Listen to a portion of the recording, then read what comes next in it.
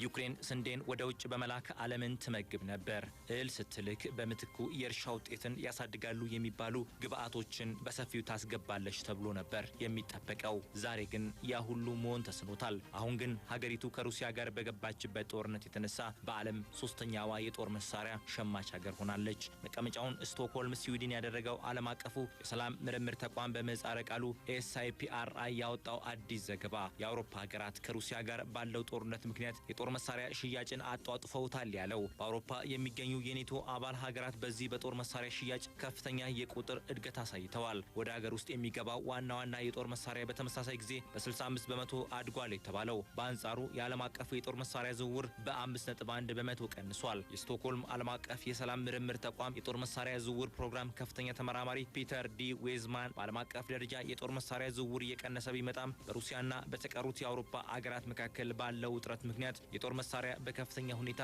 ስለመጨመሩ የሚናገሩት አክለውም ሩሲያ በዩክሬን ላይ በከፈተችው ጦርነት የተነሳ ሌሎችም የአውሮፓ ሀገራት በርካታ ቁጥር ያለው የጦር መሳሪያ ማስገባትን ምርጫቸው አድርገዋል። አሜሪካ፣ ፈረንሳይና ደቡብ ኮሪያ ባለፉት 5 ዓመታት በአውሮፓ ለሚገኙ ለኔቶ አባል ሀገራት ትልቁን የሽያጭ ድርሻ የያዙ ሲሆን ፖላንድ፣ ጀርመን፣ እንግሊዝና አሜሪካ ባለፈው ዓመት ከፍተኛውን የጦር መሳሪያ ለዩክሬን በማቅረብ ቀዳሚዎቹ ናቸው። ከአሜሪካ 228 መድፍ፣ 500 የጦር መሳሪያ ሮኬቶች፣ 280 ታንኮች ከፖላንድ እንዲሁም ከ7000 በላይ የሚሆኑ ጸረ ታንክ ሚሳኤሎች ከእንግሊዝ ለዩክሬን ቀርበዋል። በዩክሬን ውስጥ ያለው ጦርነት ባለፉት 5 ዓመታት ውስጥ ከታየው ከጠቅላላው የጦር መሳሪያዎች መጠን ላይም የራሱ የሆነ ተጽዕኖ ነበረው ሲል አክሏል። ይህ በእንዲህ እንዳለ አሜሪካ ወደ ዩክሬን የምትልከው የጦር መሳሪያ መጠን በከፍተኛ ሁኔታ ጨምሯል። አገሪቱ በዚህም ብቻ ሳትወሰን በሩሲያ ላይ በተናጠልና በቡድን በሺዎች የሚቆጠሩ ማዕቀቦችን ከመጣል ጀምሮ ለዩክሬን የጦር መሳሪያ ድጋፍ በማድረግ ላይ ትገኛለች። ነገር ግን ዋሽንግተን ባለፈው ዓመት ወደ ሌሎች 4 የኔቶ አባል ሀገራት የላከችው የጦር መሳሪያ ከደረጃ በታች ነው ሲል የሰላም ምርምር ተቋሙ ገልጿል።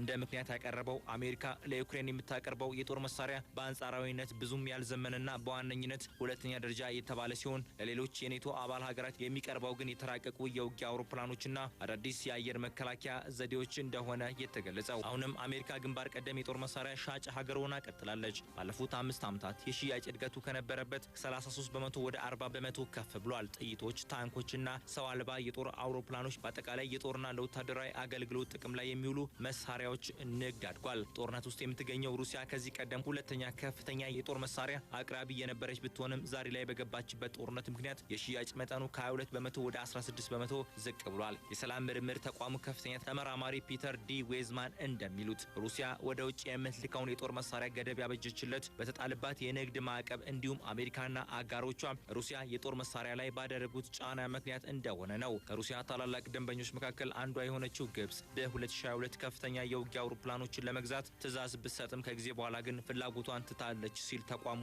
ይፋ ያደረገው። በዚህ ሁኔታ ውስጥ ከዓለም ሶስተኛዋ ከፍተኛ የጦር መሳሪያ አቅራቢ የሆነችው ፈረንሳይ በዓለም አቀፍ የጦር መሳሪያ ንግድ ከፍተኛ ገንዘብ በማግኘት ላይ እንዳለች የምርምር ተቋሙ የገለጸው። እንደ አውሮፓውያን አቆጣጠር በ2018 እና በ2022 መካከል ባለው ጊዜ ውስጥ የፈረንሳይ ድርሻ ከ7.1 በመቶ ወደ 11 በመቶ አድጓል። ይህም ለኤስያ ፓሲፊክና ወደ መካከለኛው ምስራቅ ሀገራት በላከችው የጦር መሳሪያ ሽያጭ የተነሳ ነው። በተጨማሪም በ2022 መገባደጃ ላይ ፈረንሳይ ከሩሲያ በተሻለ የጦር መሳሪያ የሽያጭ ትዕዛዝ ስለነበራት እድገቱ ከዚህም ከፍ ሊል እንደሚችል እየተተነበየው። እንደ አውሮፓውያን ሁሉ ከፍተኛ የጂኦፖለቲካዊ ውጥረት ያለበት ምስራቅ ኤስያ የጦር መሳሪያ ሸመታው በከፍተኛ ሁኔታ ጨምሯል። በአካባቢው ከፍተኛ ጭማሪ ያስመዘገቡት የአሜሪካ አጋሮች ደቡብ ኮሪያና ጃፓን በቅደም ተከተል 61 በመቶና 171 በመቶ ላይ ይገኛሉ።